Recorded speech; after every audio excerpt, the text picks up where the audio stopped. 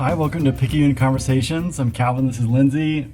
Picayune Conversations is our little vlog podcast, whatever, I guess it depends on how you're getting it, but where we talk about business and we talk about humankind and we talk about culture. Real quick note before we get into the meat of what we're going to talk about today, but today will be the last episode of season 1 of Picayune Conversations. That's for a few reasons. One is we're about to embark on some international travel. Yeah, we're going to be gone for like 3.5 weeks. Yeah, it's going to be a while. So we're just going to be limited, and we're going to be running around like crazy doing a bunch of stuff. So we're not going to have time to film these. But also, we're also just having a little bit of a shift in format that I think we want to give you a little preview of what that's going to look like, because I think it will be really exciting for everybody. Of course, like we know that, of course, you love listening to us, but in our second season, we're really going to shift more into an interview format where the conversation will be very much, still be really conversational and fun and lighthearted. Episodes won't dramatically increase or decrease in length or anything like that, but we're just going to get a few different voices. Some friends of ours, folks who we have learned a lot from. You know, we could kind of echo what they would say or try to mimic them, or we could just have them on the show. So we'll have them on the show. So that's something to look forward to. I don't know when we'll launch that, but I don't know. We'll keep everybody in the loop. But this will be the end of season 1. Season 2 will be more interviews. That's the TLDR version. You're so hip. Do we want to name drop anybody so that way they feel pressured? Oh no, let's keep everybody in suspense, you know. All right. Yeah. Well, we'll be there. I mean, Barack Obama might be a guest, but I have shaken his hand. We're close. It won't be Barack Obama. Okay, I can confirm that. But although if he's watching this, we are famous. We're open to that. We have made it. Barack, we're open to that. Your first name basis with the president. You got to. That's mutual respect. That's this is true. A conversational bit of media here. Okay, and we are Illyrians. That's right. You know. Can't get too formal. Treat each other as equals. So why don't you tell us about what we're going to talk about today? I thought for our last episode it might be helpful to leave you with like a practical skill or way of thinking that you could use today or after you listen to this. And I call it, and I think it'd be helpful not just for like therapist-client situation. I don't know, I've told friends about Anybody this. could use this. Yeah. You think? Anybody could use this. Oh, yeah. I feel so confident now. All right. Well, I call it first thought, second thought. And what it really is I use it during the reorientation phase of therapy when clients are trying to change the way that they think and how they do things. And it is really, really hard to make changes, as we talked about in another episode. Our bodies are hardwired for patterns. And when that happens, like when you try and change something, our bodies go into fight or flight. And it's like, what are you doing? Brian, you normally yell when your kids misbehave. Why aren't you yelling? You know, and that's just how it works. It takes time. And during that time, a lot of the times my clients say like, well, I'm still thinking these terrible things. Like, doesn't that mean that I'm bad? Right? So anybody who's trying to be kinder to yourself, this is mostly how I use it in therapy. I'm trying to teach them how to be more self-respectful. Or if you're trying to be a good model to your kids or friends, maybe if you're that friend that tries to be the good one, or if you're just trying to make a long-term change or even short-term change in general. So I usually explain this really fast in session, so if I'm going too fast, like, oh, you're doing great, keep going, pinch me. Okay, so how I explain it is your first thought, that's instinctual. It's unconscious. You're not thinking it on purpose, right? And this comes from like, I don't know, it's sort of like a tribal thing where it's like the way that you were raised, your experiences, your family, the culture, like whatever, right? And how you've made meanings of those things. And you can't help it.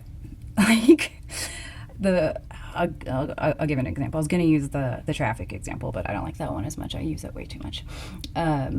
When my daughter she's 3, she's about to go into like a pre-K sort of thing, and I didn't register her in time. I didn't realize that you needed to do it like before they were even born to be able to get into a good place. Yeah. So my first thought was, oh my God, I am such a bad mom. Like, I'm such a bad mom. I don't have my shit together. And now she's going to end up in, some dumpster fire of a school, and it's going to be all my fault, and I spiral. My second round of thinking, my second thought is, or counteroffer here is what I say to my clients. Counteroffer, what if I'm just really busy and we have like 16 side projects that we're doing, right? Trying to reorganize my house. I'm trying to figure out travel, trying to figure out all these things. Like, what if I just kind of lost track of things? And I'm not saying that excuses it, but like, maybe that's what it is. Whatever your second thought is, that is the real you. That's more the real you than the first thought. Or if you get cut off in traffic, maybe your first thought is, you son of a, you know what, like you did this on purpose. You know, like you take it very personally. If your second round of thinking, and mine normally is, if I maybe have that first thought, not that I ever do, is, well, maybe they're late for work. Maybe they have kids, so they're late for work, or maybe they have multiple jobs and they're late another time, like they're gone. You know, like maybe that's what it is. That, in principle, like that's more the real me. That's the empathetic and like more patient and understanding. Like that's it. That's me. But people really kick themselves for their first round of thinking. And I'm like, please just like be kind to yourself. Like you literally can't help it. This is like, you can't stop evolution. Like this is just, it's in us, and you can't really get rid of those things. It comes back from like the survival way of thinking, you know. But yeah, that's my second. Well, second thought. I like what you're saying here. In part, you know, I think sometimes, right, when I say things like, well, I can't help it, what I'm talking about are larger patterns that like actually I probably can help, you know, that like aren't just mere reflex or whatever. But that's not to deny that there is such a thing as reflex, right? Like those things really are there.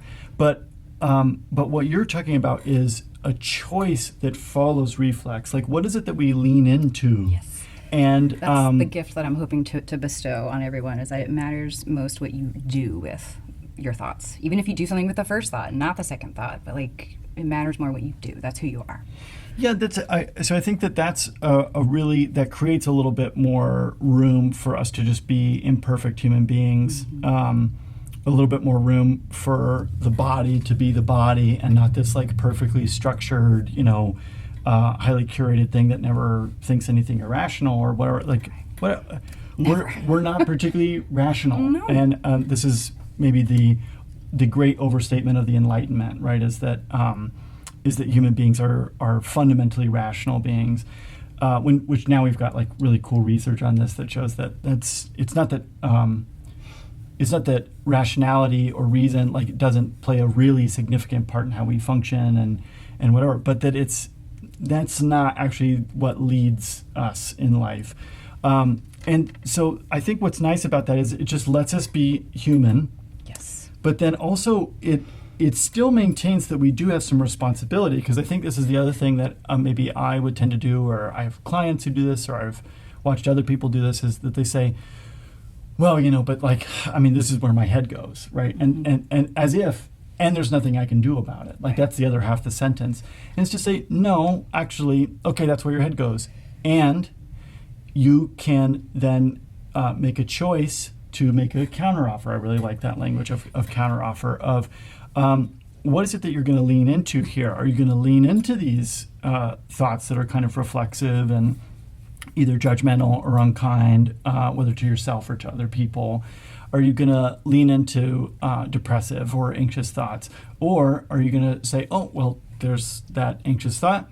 That's a way to think. And of course, you know, if I keep rocking that, I bet I'm going to feel pretty miserable here. Yeah. What would be a more courageous way to think about this? And actually, I want to pull on you a little bit here, just to say, can we distinguish for a second between just like the nature of what you're talking about and just positive thinking, or even like toxically positive thinking? Because I know that that's not what you're saying, but there's a little nuance there. And can you tease that out for folks? Well, just my first thought was like, do I want to go in that direction? No, I'm second guessing myself. Repeat the question. Because it's right in the like front part of your brain where you can like smell the thought coming back. So just repeat the question. So when we're talking about first thought, second thought, we're not just talking about we'll think positive. Right, and that's, redirect from a negative thought to a positive thought. Right, and that's where the like toxic positivity where it's like, oh, your house is burning down, but look, I still have your car, so smile. Like, no, you're allowed to be upset that your house is burning down. I think we don't want to gaslight ourselves. I don't want it to be we have our first thought and then we're like, no, that's not true or whatever, and just talk yourself out of it. It's more, I don't know, help me out here. It's so complicated. To me, it's a distinction between useless and useful. So meaning, let's even say that I'm like, let's say that I make a self-assessment about myself. Like, let's say that I tell a lie, and afterwards I'm like, God, Calvin, you are such a liar. Mm-hmm. Well, it could be that that's true. Could be. It could be that that's really true. And that's when we need to do some CBT stuff, and we say, okay, like, we can examine the evidence. What evidence do you have to prove that? Is that actually true? Because maybe it is, and then you can make different movement based on that. Yeah, and I think that's it, right? Where, like, the first thought there might be, well, I'm such a liar, and therefore I'm terrible, and I must sit here and mourn in sackcloth and ashes or something, right? But it's more like that's actually not particularly useful. It's like, well, gosh, I lied, and geez, I do seem to exhibit a pattern of dishonesty. What would I like to do about that? Can I lean into that of like, well, what's a small step that I could take towards honesty? Maybe in the next 5 minutes or the next hour or the next half day or the next week. Or with the daycare stuff, I'm going to sit down, I'm going to make a list of the available options and see what's out there. Maybe and this is what we ended up having to do, maybe we can go to a local church and we can find a program there, and we did. And what I like about that, right, is that you're not, I like that you use this term of gaslighting yourself. Like, you're not just sitting there being like, oh no, it's going to be fine. And actually, like, all things work out for the better. And so, like, if it didn't work out with this place, we're going to find a better place. It'll be better wherever she ends up. I mean, maybe it won't. No, part of the self-respect thing here is, like, you acknowledge that that you're having these feelings. I'm not saying that they're true. Like, just because you think it or feel it doesn't mean it's true, but it is valid that you're having it. Before you move on to that next step where you decide what to do with it. I think for me, there's this beautiful thing, I think is a really encouraging, wonderful thing about life, that regardless of where things are, there's always some kind of useful movement that can be made. What do you mean by useful?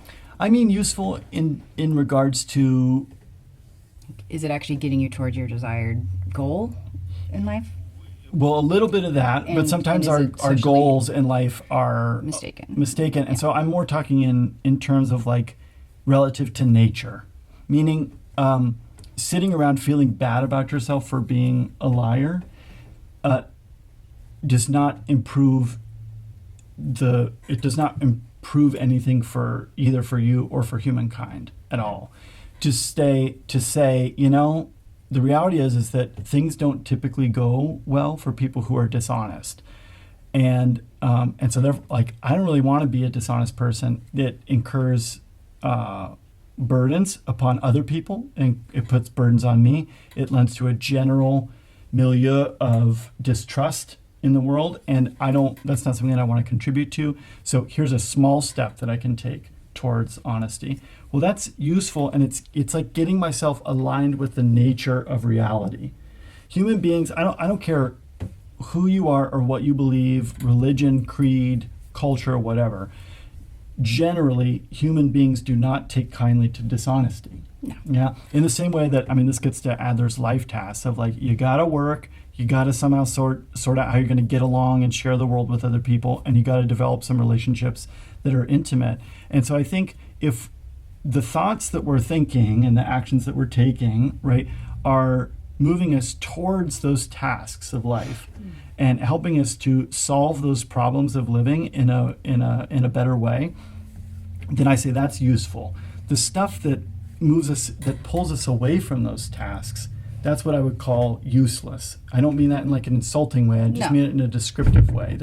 And so you can imagine, right, that let's say you were so distraught by this, apocalyptic failure of not signing up your daughter for the school. But at the end of the day, what's necessary is that like she have a place to go where she can learn and be cared for and treated with some level of respect. And there actually are things that you can do, that you can be doing, that are going to make that more and more likely. Does it guarantee that you're going to get the best place? No, of course not. But you make it more and more likely, rather than just sitting around feeling terrible about it and saying, "Oh, I'm such an abject failure." Right. You can see how that discourages you and pulls you away from the actual problems that nature presents to us. Again, not like people present to us. Nature presents these things. It's not me saying that people have to contribute or work to some degree. Nature says this. Like you have to eat, and when you eat, maybe if you do it off of a plate, like the plate, you either got to throw it away or you got to wash it, and either one takes work. That's not, I don't know, some cultural, socially relative thing that's been imposed or constructed. Like nature says that you got to do those things. That's what I mean by useful. Yeah, that makes sense. Anything else that you want to say about first thought, second thought? Like what might be a... Well, I might want to add, please hear me saying I'm not asking you to, if you're in a potentially threatening situation, I'm not saying that your first thought, like if your spidey senses are tingling, please trust that. Like I'm not asking you to talk yourself out of feeling scared that someone might hurt you. So I just wanted to make sure I said that. In hindsight, I was like, maybe I should add that little. I feel like that's a nice addition that relates back to toxic positivity. Like we're certainly not advocates of just this like, well, if you just think something is true, then it's going to be true. Like, is there a sense to which we construct our own reality? Sure. Also, if I'm in a genuinely unsafe situation, me just being like, no, everything's okay, this does not improve the safety of the situation. No, it does not.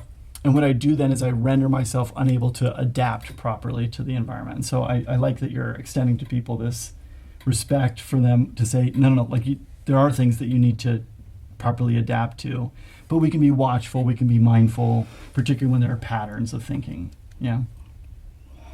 Yes. I was going to add something else, but I think we're... Oh, yeah. Yeah, we're good. It's about time. It's about time. Yeah. So that is a wrap for season 1 of Picayune Conversations. We thank all of you who have been watching and listening, and we anticipate that if you've been listening thus far, you're really going to enjoy season 2. So keep your ears to the ground, and we'll do what we can to let you know when that comes out. So thank you for everything. Bye now.